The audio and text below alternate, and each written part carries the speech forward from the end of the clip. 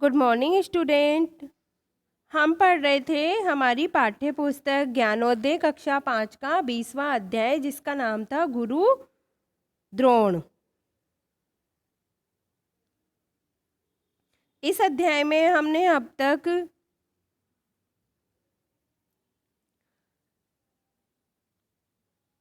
पढ़ा था कि राजकुमार खेलते रहते हैं और जो उनकी गेंद है वो कुएं में चली जाती है और एक तेजस्वी व्यक्ति आकर उनकी गेंद को निकालता है और वही जाकर उनका गुरु बनता है।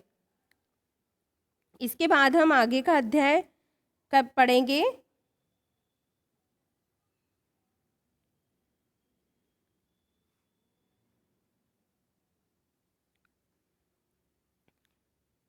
गुरु द्रोणाचार्य कौरवों और पांडवों को पढ़ाया करते थे। एक दिन गुरुजी ने पाठ पढ़ाया, क्रोध मत करो। तो गुरुजी पाठ पढ़ाते हैं कि क्रोध मत करो। दूसरे दिन गुरुजी ने पाठ सुना, तो दूसरे दिन क्या करते हैं? गुरुजी पाठ सुनते हैं। सभी राजकुमारों ने पाठ सुना दिया, लेकिन युधिष्ठिर ने विनय पूर्वक कहा, गुरुजी मुझे पाठ अब याद नहीं हुआ है। तो सब जो विद्यार्थी थे, जो कि राजकुमार थे, उन्होंने पाठ को सुना दिया था, लेकिन युधिष्ठिर उनसे पाठ सुनाने के लिए मना कर देता है और कहता है कि मैंने पाठ याद नहीं किया। गुरुजी ने पाठ कल याद करके लाने की चेतावनी दी, लेकिन अगले दिन भी युधिष्ठिर को पाठ याद नहीं हुआ। तो अगले दिन भी क्या था? युधिष्ठिर को पाठ याद नहीं हुआ। गुरु द्रोण को आश्चर्य हुआ और कुछ क्रोध भी आया।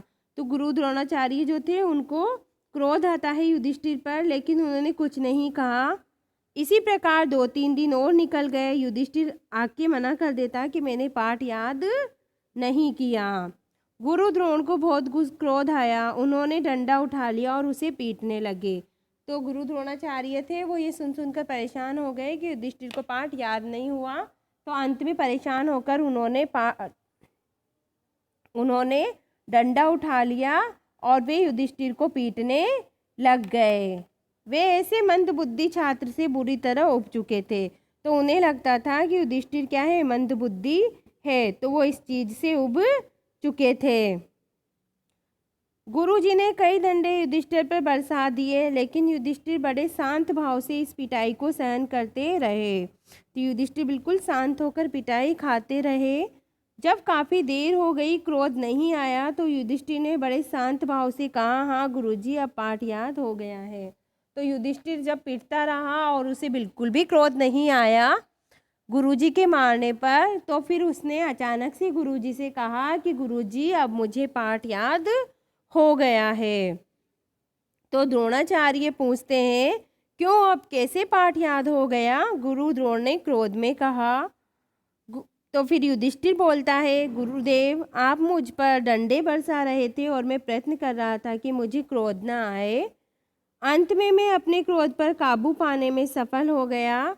मुझे पाठ याद हो गया। हाथ जोड़कर युधिष्ठिर ने कहा। तो युधिष्ठिर ने कहा कि आप मुझ पर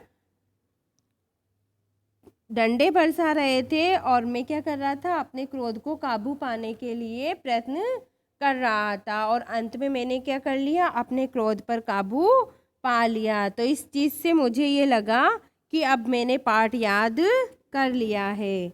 युधिष्ठिर की बात सुनकर गुरु द्रोण भौचक्के रह गए, मतलब चौंक गए। हाथ से डंडा छूट गया और सारा क्रोध चूमंतर हो गया। किसकी बात सुनकर? युधिष्ठिर की बात सुनकर क्या हो गया उनका? वो चौंक गए और उनका सारा गुस्सा गायब हो गया और डंडा जो है वो हाथ से नीचे गिर गया। आंखों में प्रेम के आंसू छलछल आए, कंठ गदगद हो गया, मतलब वो कुछ बोल नहीं पा रहे थे। उन्होंने युधिष्ठिर को गले लगा लिया। उन्हें लगा कि युधिष्ठिर के शरीर पर पड़ा एक एक डंडा उनके शरीर और मन पर पड़ा। तो युधिष्ठिर की बात सुनकर उन्हें ऐसा लगा कि उन्होंने जो युधिष्ठिर को डंडे बरसाए थे, वो डंडे उनके मन पर और उनके शरीर पर लग रहे हैं। बहुत देर तक गुरु द्रोणाचार्य प्रेम भाव से आंसू बहाते रहे। सारे कौरव और पांडव इस अद्भुत दृश्य को देख रहे थे। तो जब वो उनके जो युधिष्ठिर थे, गुरु द्रोण उन पर प्रेम बरसा रहे थे और कुछ बोल नहीं पा रहे थे, इस स्थिति को सारे राजकुमार जो थे वो देख रहे थे और समझ नहीं पा रहे थे कि ये क्या हो रहा है। अंत में गुरुजी के मुख से केवल इतना निकला, बेटा युधिष्ठिर, सही पाठ तो तूने ही याद किया है। तो अंत में गुरुजी यही कहते हैं कि बेटा तुमने ही सारा पाठ याद कर लिया है।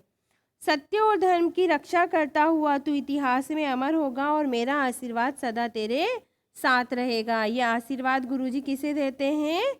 युधिष्ठिर को देते हैं।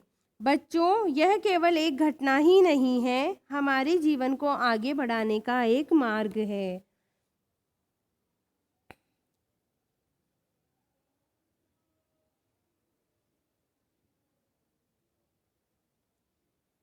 हम न जाने कितनी बार पढ़ते हैं, सत्य बोलो, धर्म का आचरण करो, क्रोध न करो, लेकिन हम में से कितने ऐसे हैं जो अपने आचरण में इस बात को युधिष्ठिर के समान उतारते हैं। मतलब हम कहते तो हैं सत्य बोलो, लेकिन हम सत्य नहीं बोल पाते। धर्म का आचरण भी हम नहीं कर पाते, क्रोध नहीं करते, क्रोध न करो, लेकिन हम क्रोध करते हैं। तो लेकिन पाठ से क्या तात्पर्य यहाँ पर उस चीज़ को अपने जीवन में ग्रहण करने से है जो कि युधिष्ठिर ने की, लेकिन हम ऐसा नहीं कर पाते।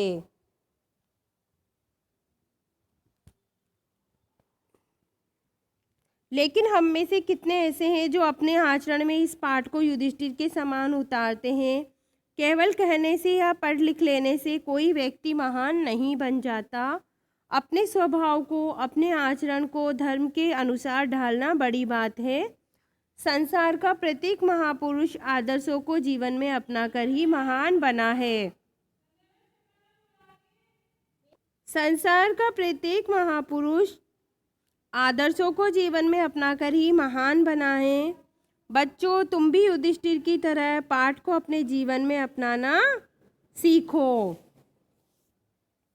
तो बच्चों, ये पाठ हमें शिक्षा देता है कि हमें सत्य बोलना चाहिए, धर्मानुसार आचरण करना चाहिए, क्रोध नहीं करना चाहिए,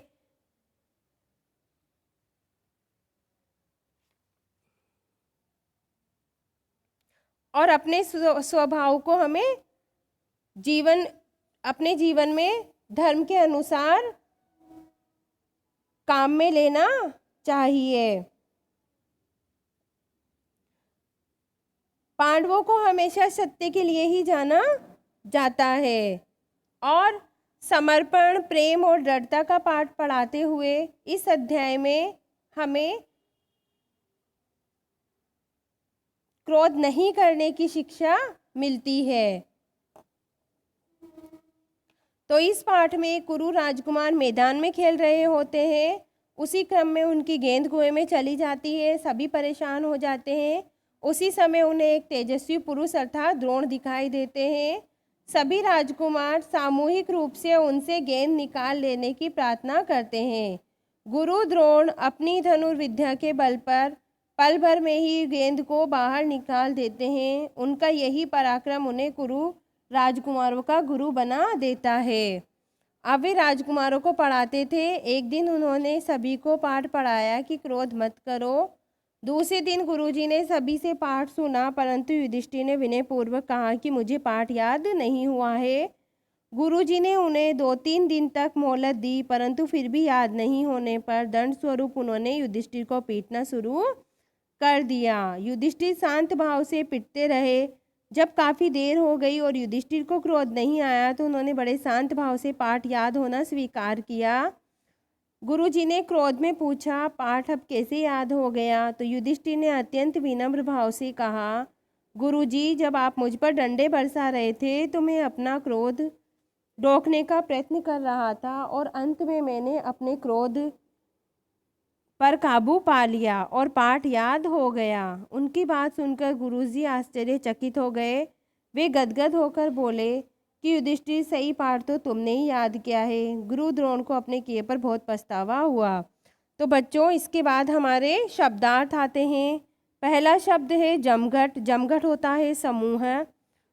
नेक्स्ट शब्द है चकित। चकित होता है हैरान। नियत होता है तय या फिक्स, छूमंतर होता है गायब होना, गुरु होता है शिक्षक और सहन होता है बर्दाश्त। तो आज का अध्याय हम यहीं समाप्त करते हैं। Bye student, have a nice day.